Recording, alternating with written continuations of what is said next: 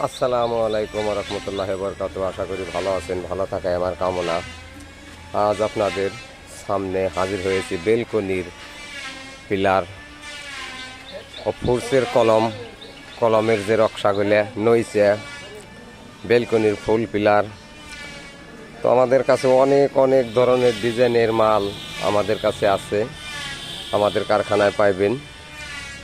আমরা সারা বাংলাদেশ এই মালগুলা ডেলিভারি দিয়ে থাকি। এইসব মাল যদি কোনো ভাইয়ের দরকার হয় তাহলে আমাদের স্ক্রিনে দেওয়া নাম্বারে ফোন দিয়ে যোগাযোগ করে এই মালগুলো আপনারা আমাদের কাছ থেকে নিতে পারেন।